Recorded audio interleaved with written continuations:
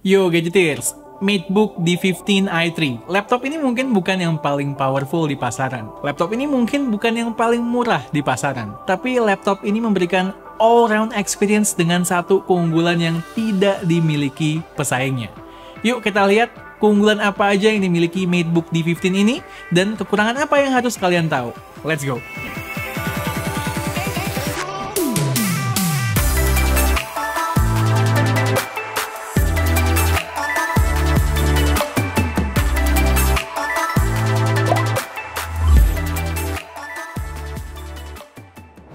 Buat yang baru join ke channel K2G, selamat bergabung.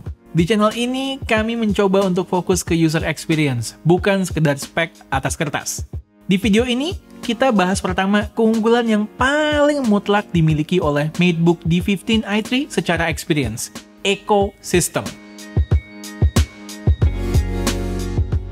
Buat kalian yang ngikutin berita teknologi, kalian pasti tahu HarmonyOS. HarmonyOS adalah jawaban dari Huawei yang dilarang untuk memakai Google Mobile Services pada smartphone-nya.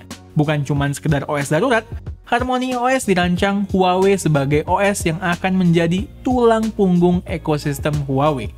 MateBook D15 ini bekerja maksimal dengan ekosistem Huawei. Di tangan gue lagi ada dua device dari ekosistem Huawei, MatePad 11 dan Huawei P50 Pro. Nope, belum resmi nih P50 Pro-nya, masih versi Cina. Ayolah Huawei Indonesia, buruan resmi masukin, keren nih! Di D15 ini kita dikasih aplikasi bawaan namanya Huawei PC Manager. Jangan lupa diupdate ya, supaya dapat versi terbarunya yang kompatibel dengan device Huawei terbaru. Aplikasi ini adalah jembatan utama konektivitas MateBook D15 dengan ekosistem HarmonyOS. Koneksinya gampang banget. Pastikan NFC di HP kalian nyala, lalu tap saja ke area stiker Huawei Share ini. Simple. Kita bisa ngontrol smartphone Huawei remotely dari laptop termasuk buat nelpon tanpa nyentuh smartphone-nya sama sekali. Yang keren juga, kita bisa buka window terpisah untuk masing-masing app, jadi seolah-olah laptop kita lagi running aplikasi smartphone di Windows. Jangan lupa, segala file yang ada di smartphone bisa di copy paste ke laptopnya ya, dengan cara drag and drop doang. Keren! Nah, kalau kalian punya tablet Huawei, lebih seru lagi nih. Kita bisa jadiin tablet menjadi secondary display secara wireless dan mengontrol laptop kita dari tablet dengan touchscreen. Cara connect-nya sedikit berbeda. Di PC Manager, klik Home, lalu klik Connect Your Tablet. Tetap simpel cara connect-nya, jadi nggak usah khawatir. Ada beberapa mode yang bisa kita pilih. Mirror, Extend, dan Collaborate. Sesuai namanya, mode mirror yang menampilkan duplikasi layar laptop kalian di tablet. Kalian bisa ngontrol PC di tablet maupun sebaliknya. Buat kalian yang udah kerja dan sering meeting, pasti bisa kebayang berbagai situasi di mana hal ini berguna. Kita bisa ngontrol laptop dari jauh sementara laptop terhubung sama proyektor. Atau nunjukin progres desain ke klien di tablet sementara kalian kerjain revisi di laptop. Bisa juga pakai touchscreen tabletnya sebagai digitizer buat gambar, tanda tangan, dan lain-lain.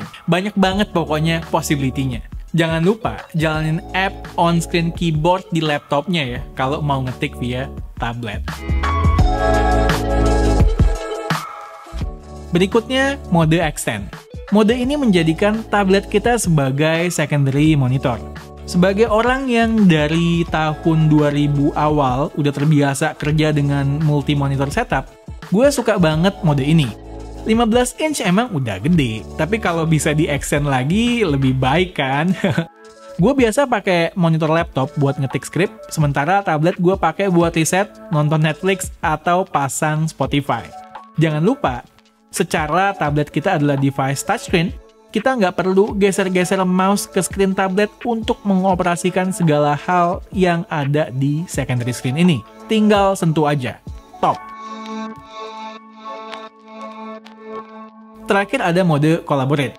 Mode ini intinya membiarkan kedua device beroperasi dalam OS-nya masing-masing, namun tetap bisa saling berkomunikasi untuk mindahin file antar device, copy-paste teks, dan lain-lain.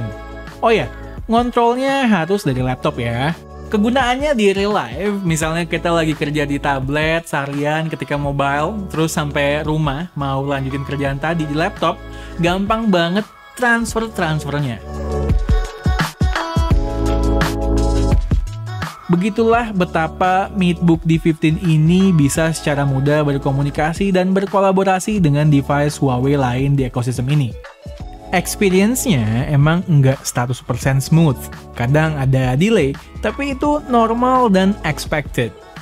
Kalau mau yang basic seperti kirim-kiriman file mah pasti bisa juga ada Huawei Share. Tinggal buka file di HP, share, nanti langsung ke-detect kok laptopnya, dan bisa ngirim file dengan speed yang kencang juga. Lanjut, desain. Pertama, gue suka bagaimana laptop ini punya layar 15,6 inch namun masih termasuk ringan, kurang lebih 1,5 kilo beratnya. Berat segini dicapai berkat aluminium material yang digunakan, serta overall dimensi dan bezel sekitaran layar yang tipis. Kedua, overall look-nya tuh simple, clean, namun premium banget. Selera sih, walaupun nggak orisinil, tapi gue pribadi suka desain yang ke MacBook-MacBookan begini. Di beberapa artikel, gue melihat Huawei menyasar laptop ini ke cewek. Tapi gue merasa justru kesan yang diberikan MateBook D15 ini malah ganteng ya. Walaupun desainnya simple dan minimalis, untungnya port yang dikasih nggak minimalis, lengkap dengan USB-C. Soal desain juga berlanjut ke keyboard dan trackpad. Keysnya gede-gede dengan traveling distance yang pas dan enak buat ngetik. Trackpadnya juga nggak berasa murahan.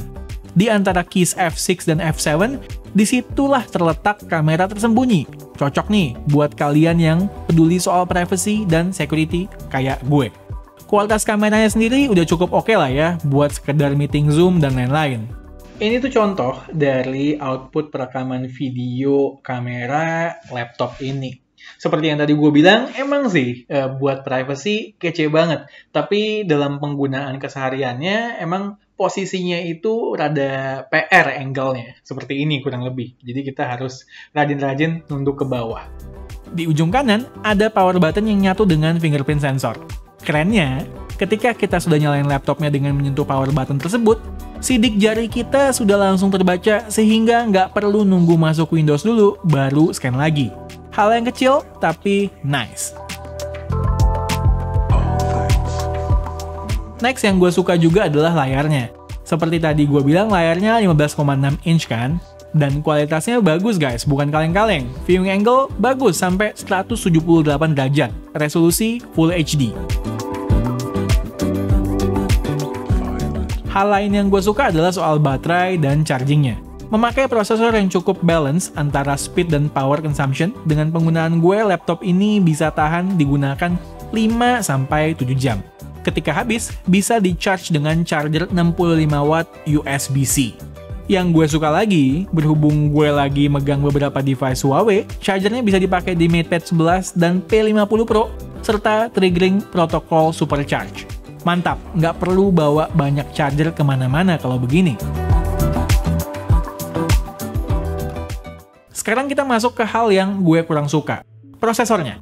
Gue menyayangkan yang dipakai adalah Intel generasi ke-10 i3 10110U, di mana beberapa kompetitornya yang rilis di 2021 sudah memberikan i3 generasi ke-11. Buat yang nanya, bisa main game atau ngedit video nggak bang? Gue sih nggak rekomen melakukan editing video profesional di sini sama sekali ya. Bisa, tapi ya nggak nyaman banget. Begitu juga dengan gaming berat. Main Football Manager doang masih oke lah, asal grafis di-adjust. Walaupun punya prosesor yang rada outdated, gue mesti mengakui laptop ini punya performa yang stabil dipakai kerja di berbagai kondisi. Ketika nulis skrip ini, gue buka banyak banget tabs, connect ke device Huawei lainnya, play music app di background, gue nggak merasakan penurunan performa yang berarti. Ini ada andil dari RAM 8GB DDR4 yang running dual channel beserta sistem pendingin MateBook D15 yang dinamakan Huawei Shark-Fin Design 2.0. Dan mesti diingat juga, walau secara power mungkin kalah dengan misalnya i3 111 5G4, tapi harus diakui, i3 di sini lebih hemat daya dan relatif lebih dingin karena jalan di TDP 15 watt versus 28 wattnya i3 111 5G4. Terakhir, storage 256 GB-nya juga udah NVMe.